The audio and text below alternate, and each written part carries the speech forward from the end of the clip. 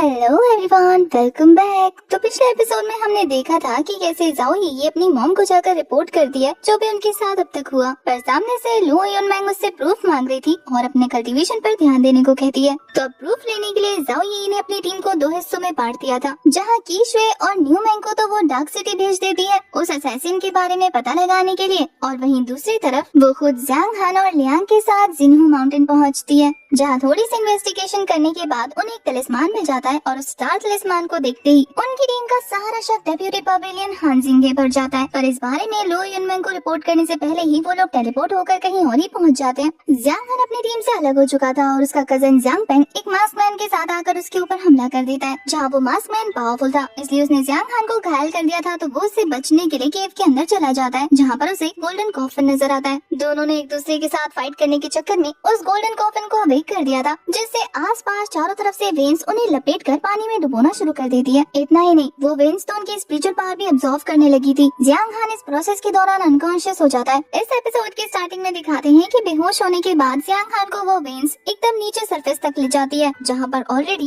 काफी सारे humans bones पड़े हुए थे। वही वो किलर जो कि उसे मारने आया था, यहाँ वो ज़ांग हान को बचाने की कोशिश करने लगता है, क्योंकि दोनों ही सेम मुसीबत में फंसे हुए हैं। फिलहाल के लिए दोनों का यहाँ से निकलना जरूरी है, यही सोचकर वो ज़ांग हान की तरफ बढ़ रहा था उसे बचाने और ऊपर उठाने के लिए, लेकिन उससे पहले ही वो वेन्स उसकी सारी स्पिरिचुअल पावर एब्सॉर्ब करके उसे वहाँ से वैनिश कर देती है। पीछे रह जाता है तो बस उस किलर का मास्क, जो कि हमारे ज़ांग हान के पास ही गिर जाता है। वहीं दूसरी तरफ उस हेवनली कॉलरॉन को दिखाते हैं, जिसके अंदर बीस्ट के बने हुए स्टैचूज ग्लो करने लगे थे, और जब ऐसा होता है तो हमारे हीरो की बॉडी के अंदर स्पिरिचुअल पावर हलचल करने लगती है और देखते ही देखते वो ब्रेक थ्रू करके होश में आ जाता है। ज़ांग हान ने यहाँ पर देखते देखते 3 लेवल्स कंप्लीट कर लिए थे और अब वो फाइनली मिस्टिक प्रोफाउंड रैंक पर पहुँच चुका है। उसी पावर का यूज करके वो उस वेन से आजाद होकर बाहर आ चुका था। बाहर आते ही उसकी बॉडी तेजी से एनर्जी रिलीज करना शुरू कर देती है। उसके माथे पर एक पैटर्न विजिबल होने लग जाता है और अब ज़ांग हान भी समझ चुका था कि उसकी पावर बढ़ चुकी है, पर उसे अपने माथे के निशान के बारे में कुछ भी समझ नहीं आ रहा था कि तभी उसे एक आवाज सुनाई देती है, जो कि शायद उसके फादर की वॉइस थी, जो कि कह रहे थे कि मैंने तुम्हारी बॉडी में एक स्पेल लगाया हुआ था, जिससे तुम्हारी बॉडी में कुछ पावर सील हो गई थी। तुम्हारे मिस्टिक प्रोफाउंड रैल्म पर पहुंचने की वजह से ये सील ब्रेक हो चुका है, जिसकी वजह से तुम्हारी बॉडी में हिडन पावर सब विजिबल होने लगी है, और तुम्हें जो पावर मिली है ये हेवनली आई, इसकी हेल्प से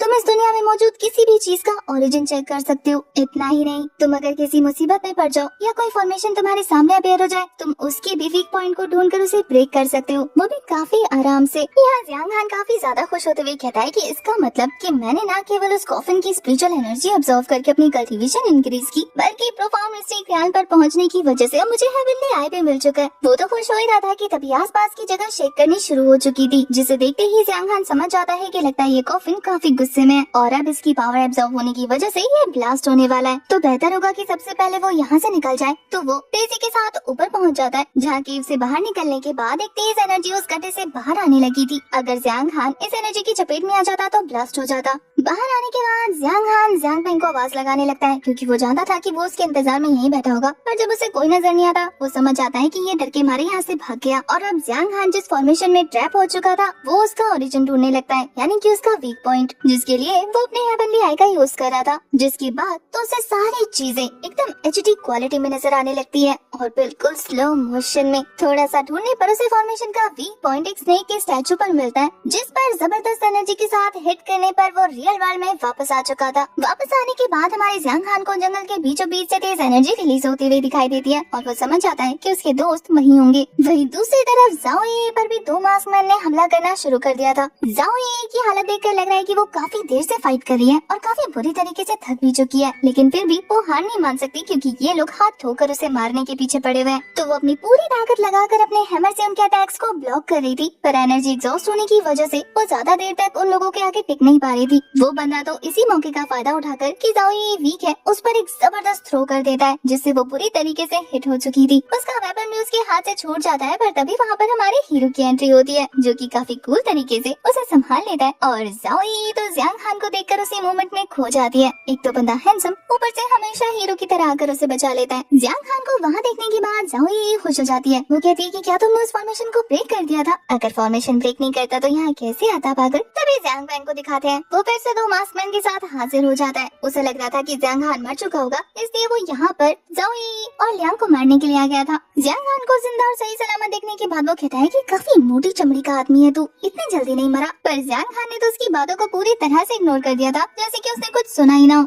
वो तो ज़ाओ यी से पूछने लगता है कि वो लियांग और तियानियो कहाँ है, छोटा पिगी। पर उसकी बात कंप्लीट होने से पहले ही उसे लियांग की आवाज सुनाई देती है, जो कि कहता है कि ब्रदर हान मैं यहाँ पर हूँ, इधर देखिए यहाँ फंसा हुआ हूँ। दिखाते हैं कि बंदा एक फॉर्मेशन में ट्रैप है, जिसमें वो मूव भी नहीं कर पा रहा है सही से। ज़ाओ यी बताती है कि ये प्रोफाउंड हेवन गार्डियन फॉर्मेशन है, जब तक कि आप रीइंकार्नेशन लेवल पर ना पहुंच जाओ तब तक आप इस फॉर्मेशन को ब्रेक नहीं कर सकते, ब्रेक क्या खरोच भी नहीं दे सकते। फिलहाल इनकी टीम में जितने भी बंदे मौजूद है वो मिस्टिक प्रोफाउंड रियाल्म पर है और हर रियाल्म पर 10 लेवल होते हैं। रीइंकार्नेशन रियाल्म तो इनसे 2 रियाल्म ऊपर है, तो सोचो यानी 20 लेवल ऊपर होना पड़ेगा इन्हें। लेकिन देखा जाए तो वो लोग उस फॉर्मेशन के अंदर सेफ है, क्योंकि असैसिन्स उन पर हमला नहीं कर सकते। पर दूसरी तरफ लियांग को दिखाते हैं, ऐसा लग रहा था जैसे कि अंदर उस पर टॉर्चर हो रहा, बाहर निकलने के लिए मरा जा रहा था। वहीं उन लोगों को आपस में ही बातें करता देखकर ज़ियांग फैंग का ईगो हर्ट हो जाता है। वो कहता है कि तेरी हिम्मत कैसे हुई मुझे इग्नोर करने की। वो दोनों मास्कमैन को ऑर्डर देता है कि जान से मार दो इन्हें, एक भी बच के जाने ना पाए। वो लोग भी हमला करने के लिए आगे बढ़ने लगते हैं। वहीं यहाँ ज़ाओ यी बताती है कि दोनों ही मास्कमैन मिस्टिक प्रोफाउंड रियाल्म की पीक पर है। वो ज़ियांग हान से पूछती है कि क्या तुम सच में इनके साथ फाइट करना चाहते हो, पर वो तो अपना डैगर निकाल कर पहले से ही रेडी था।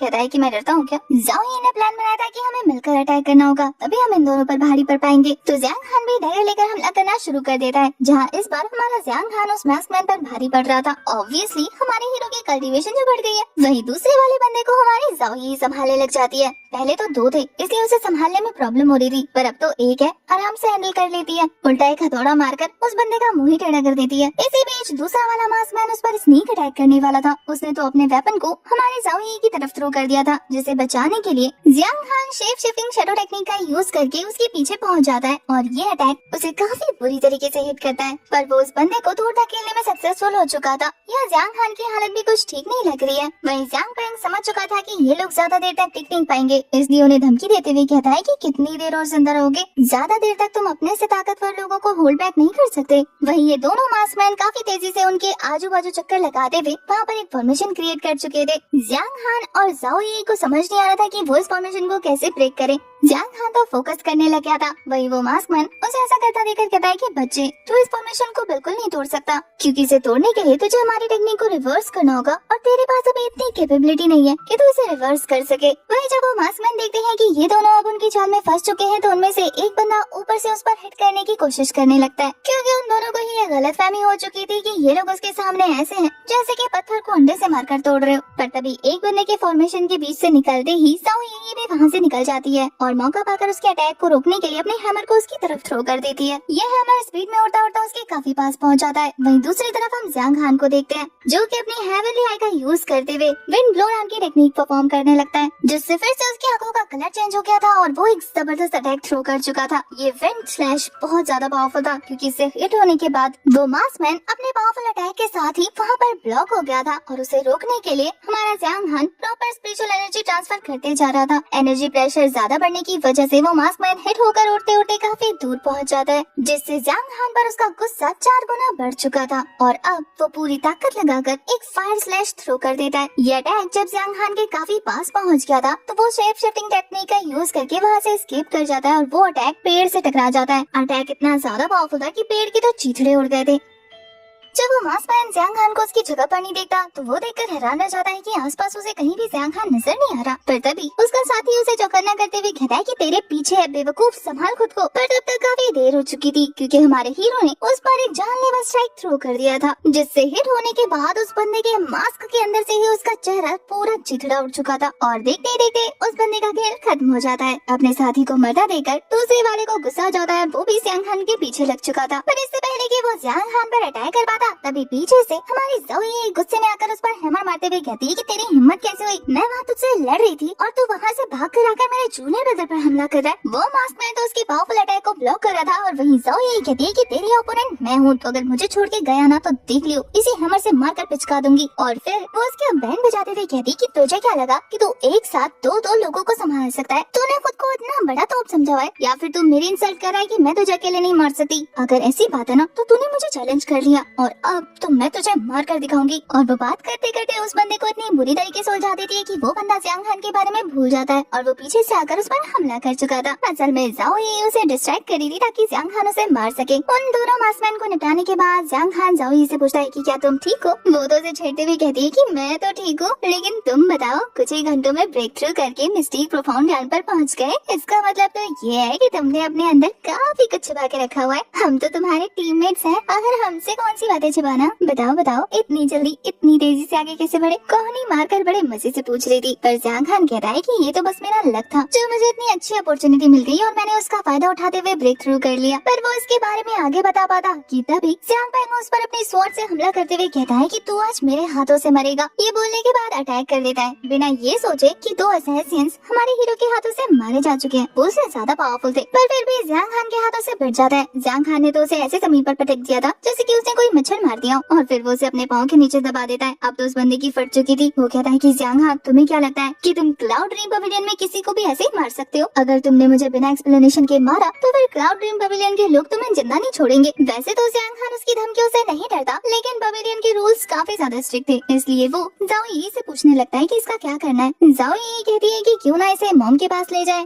वही देख लेगी कि इसका क्या करना है। साथ ही इसकी मदद से हमारे पास प्रूफ करने के लिए स्ट्रॉन्ग एविडेंस होगा। पर दूर से उनकी बातें एक गोल्डन फॉक्स सुन रही थी, जो कि अपनी पावर का यूज करके उस पर हमला कर देती है। जिस हमले से बचाने के लिए जाओ यी को जियांग हान अपनी तरफ खींच लेता है, पर उस हमले से हिट होने की वजह से बेचारा जियांग पैंग मारा जा चुका था। उस गोल्डन फॉक्स को देखने के बाद वो दोनों ही हैरान थे और उन्हें समझ नहीं आता कि आखिर उसने जियांग पैंग पर हमला क्यों किया। तभी जाओ यी जियांग हान से कहती है कि ये वही गोल्डन फॉक्स है ना, जिसे ढूंढने के लिए तुम क्लाउड ड्रीम सिटी आए थे, तुम्हारे पेरेंट्स से लिंक्ड बीस्ट। पर इस जंगल में तो काफी और भी बीस्ट हो सकते हैं ना, इसलिए जियांग हान श्योर नहीं था कि क्या ये वही गोल्डन फॉक्स है जिसे वो ढूंढना चाहता है। तभी लियांग ब्रदर ब्रदर करता हुआ उनके ऊपर झपटने वाला था। उसकी बॉस तो बीच में से हट जाती है क्योंकि उसे पता है कि यादें कहाँ झपकता है। तो बस फिर क्या था, लियांग की सीधा लैंडिंग होती है जियांग हान के ऊपर। वो तो कहता है कि ब्रदर, आपने मेरी जान बचाई, फिर से आपके बिना आपके छोटे भाई का क्या होगा। कल तक जो खुद को बिग ब्रो बोल रहा था, आज खुद स्मॉल ब्रो बोल रहा है। वही ध्यान ये भी बहुत क्यूट सा फेस बनाते हुए कहती है कि मैं जानती थी कि तुम हमें बचाने जरूर आओगे, तुम हमें मुसीबत में अकेला छोड़कर नहीं जा सकते। जियांग हान उसे खुद से दूर करते हुए कहता है कि क्या तुम ठीक हो। लियांग बताता है कि वो प्रोफाउंड हेवन गार्डियन फॉर्मेशन उसने खुद बनाया था खुद को प्रोटेक्ट करने के लिए। डरपोक अपनी तारीफ करते हुए कहता है कि वो काफी स्ट्रॉन्ग है, देखा ना आपने, मैंने आपके इस छोटे से पिग्गी की जान भी बचा ली। तभी जाओ यी कहती है कि हमें सबसे पहले यहाँ से वापस चल के मास्टर लिन को इस बारे में रिपोर्ट करनी चाहिए, जो भी हमारे साथ हुआ है, और अब तो हमारे पास एविडेंस भी है, तो देर नहीं करते। दूसरी तरफ हमें उसी गोल्डन फॉक्स को दिखाते हैं, जो कि हान जिंगे के पास जाकर रिपोर्ट करते हुए कहती है कि मास्टर। हान जिंगे कहता है कि अच्छा हुआ तुम वापस आ गई, मैंने तुम्हारे लिए यांग और यून एनर्जी कलेक्ट करके रखी हुई है। पर तभी वो गोल्डन फॉक्स मास्टर हान के होश उड़ाते हुए कहती है कि मास्टर, वो गोल्डन कॉफिन एक्सप्लोर हो चुका है। जिसे सुनकर बेचारा जो कि आराम से आंखें बंद करके कल्टीवेशन कर रहा था, उसकी आंखें फटी की फटी रह जाती है। उसे तो यकीन नहीं हो रहा था कि उस गोल्डन कॉफिन को किसने एक्सप्लोर किया। हमें पता लगता है कि उस गोल्डन कॉफिन को प्रोटेक्ट करने वाली है ये गोल्डन फॉक्स, जिसने 100 लोगों की स्पिरिचुअल एनर्जी कलेक्ट करी हुई थी उस कॉफिन के अंदर, जिसे वो अपने मास्टर यानी कि मास्टर हान को खुश करके देने वाली थी प्रेजेंट के तौर पर इस मार्शल आर्ट टूर्नामेंट से पहले। पर अफसोस उसकी किस्मत खराब थी कि जियांग हान उस कॉफिन के अंदर चला गया और वो सारी की सारी स्पिरिचुअल एनर्जी एब्जॉर्व कर ली और ब्रेक थ्रू करके ऊपर पहुंच गया। ये गोल्डन फॉक्स तो चाहती थी कि उसके मास्टर वो सारी की सारी एनर्जी इकट्ठी करने के बाद रीइंकार्नेशन रियान पर पहुंच जाए, जो कि काफी सालों से ब्रेक थ्रू करने की कोशिश कर रहे हैं लेकिन कर नहीं पा रहे। पर गोल्डन फॉक्स को भी नहीं पता था कि उसकी मेहनत का सारा फल जियांग हान खा जाएगा। पर यहाँ मास्टर हान कहते हैं कि जितनी तुम्हारी पावर है, क्या तुम उस लड़के को नहीं संभाल सकती थी। पर वो गोल्डन फॉक्स कहती है कि मास्टर हान, आप भूल रहे हैं कि उस गोल्डन कॉफिन में काफी ज्यादा एनर्जी मौजूद थी, जिसे मेरी एबिलिटी से संभालना बहुत मुश्किल होता। और जब मैंने उसे 2 असैसिन के साथ फाइट करते हुए देखा तो मैंने कुछ अजीब सा महसूस किया कि उसकी बॉडी में और भी कुछ मौजूद है। ये बोलते हुए वो गहरी सोच में चली जाती है, लेकिन फिर होश में आते हुए कहती है कि मास्टर हान, क्या आप जानते हैं आपके ब्रदर लो और उसके पोते हान लिंग फेंग ने कुछ असैसिन्स हायर किए हैं जाओ यी और उसकी टीम को मारने के लिए, और ये काम उन्होंने जियांग पेंग के हाथों से करवाया था, जो कि ऑलमोस्ट पकड़ा जा चुका था। मुझे डर था कि पकड़े जाने के बाद जियांग पेंग अपना मुंह ना खोल दे और हमारा प्लान चौपट ना कर दे, इसलिए मुझे उसे जान से मारना पड़ा। यहाँ पर डेप्यूटी पवेलियन मास्टर हान को तो सिर्फ हमारे जियांग हान के बारे में जानना था। वो कहता है कि जब तुम उसके विलेज में गए थे इन्वेस्टिगेट करने के लिए, तो तुम्हें क्या चीजें पता लगी। गोल्डन फॉक्स बताती है कि जब वो अपने विलेज में था तो उसकी कल्टीवेशन पर्पल मेंशन की 3rd लेवल पर थी, लेकिन फिर अचानक से उसकी एबिलिटी 7 लेवल लेवल ट्रांसफॉर्म हो गई। तो अपने से ज्यादा कल्टीवेशन वाले लोगों को आराम से हरा पा रहा था। उसे तो ब्लड डिवाइन एबिलिटी भी मिली जो कि शेप शिफ्टिंग शैडो टेक्निक थी। इतना ही नहीं, हाल ही में उसके पास एक हेवनली लेवल का बीस्ट पाया गया है। आखिर ऐसा कैसे पॉसिबल है मास्टर? ये सुनकर तो डेप्यूटी पवेलियन मास्टर हान काफी ज्यादा खुश होते हुए कहते हैं कि इसका सिर्फ एक ही मतलब है कि उस लड़के के पास हेवनली बीस्ट कॉलरॉन की पावर्स है। गोल्डन फॉक्स भी इस बारे में सुनकर हैरान होते हुए कहती है कि क्या हेवनली बीस्ट कॉलरॉन उस लड़के के पास है? तो क्या इसका मतलब ये है कि वो डिसेंडेंट है उन दोनों का? अब ये मोहतरमा किन दोनों की बात कर रही है ये तो हमें आगे के एपिसोड में पता लगेगा, क्योंकि इसी सीन के साथ हमारा ये वाला एपिसोड हो जाता है खत्म। आपको आज की एक्सप्लेनेशन कैसी लगी कमेंट करके जरूर बताना। कमेंट में कोई कंजूसी नहीं चाहिए, एक प्यारा सा हार्ट जरूर कमेंट करें ताकि मुझे नेक्स्ट एपिसोड लाने की मोटिवेशन मिले। तब तक के लिए bye bye, tata, take care.